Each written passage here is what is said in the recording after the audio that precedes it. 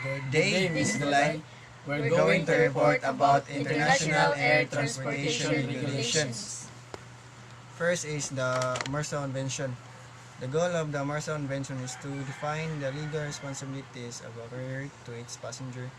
This intergovernmental agreement governs the airline's responsibility in the event of death or injury to a passenger and loss or damage or delay to baggage and cargo. A limit is set on the amount for which carrier is liable in the event of death or injury passenger or for loss, damage or delay of luggage. Information about actual limits include of the passenger tickets.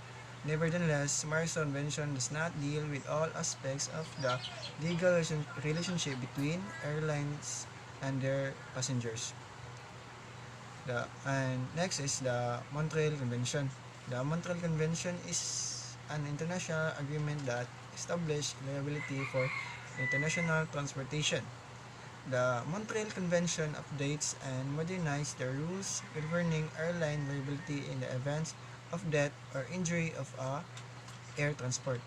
It has two level of system, and the first level is assumed for liability for up 100,000 SDR. In the second level is airlines can be defeated themselves legally against any above 100,000 SDR. So the Montreal Convention also states that carriers must maintain adequate insurance to cover any potential liability. So next is So for the Chicago Convention on International Civil Aviation Organization,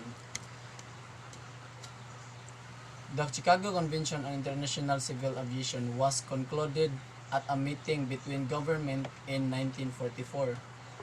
By agreement of the almost every country active in international air transport, the convention governs relations between states on the both technical and commercial matters, which include first, flying over territory of constructing states, include air services, customs, rules of the air, spread of disease, and etc.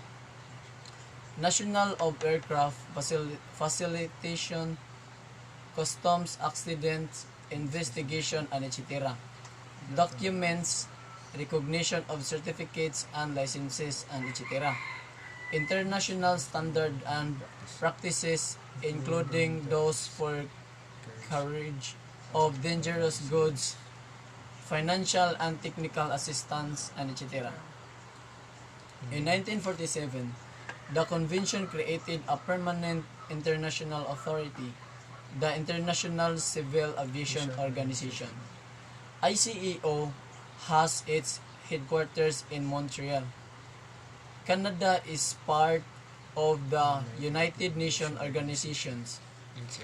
Its aims are to develop the principles and techniques of international air navigation, with leading in the planning and development of international air transport.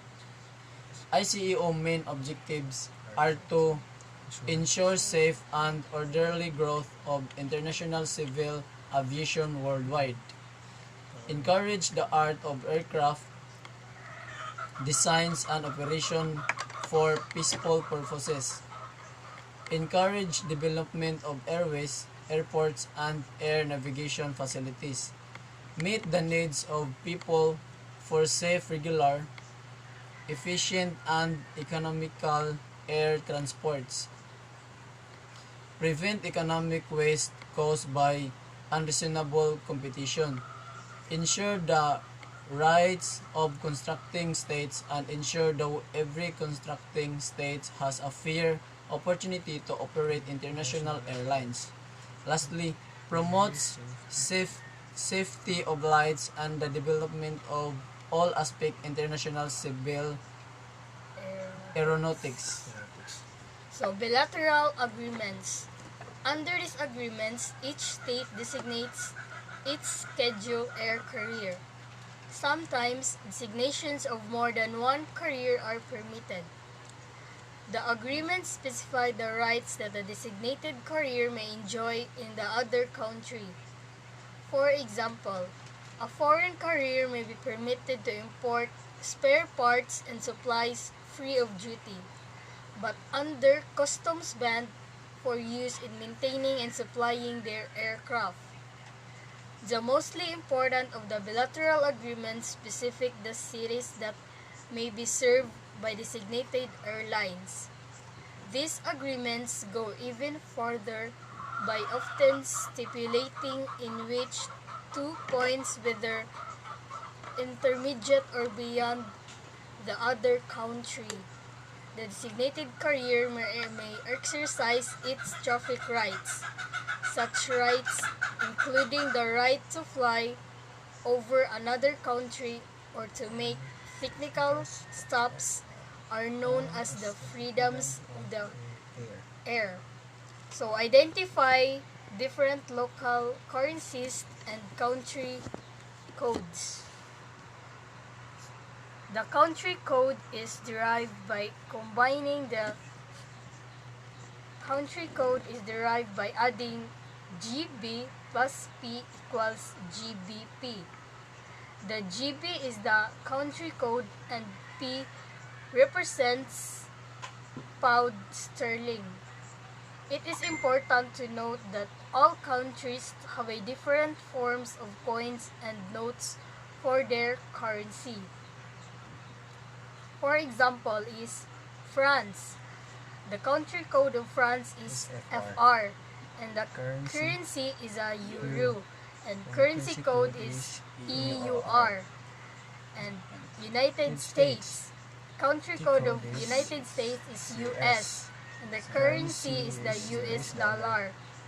Currency code is USD. So like Spain, country is Spain, and country code is ES. So currency is euro. So then the country code is EUR. So for the Italy, the currency code is IT. So the currency is euro, and the currency code is EUR. So that's all about me. Thank you for viewing and good day. Okay, thank you.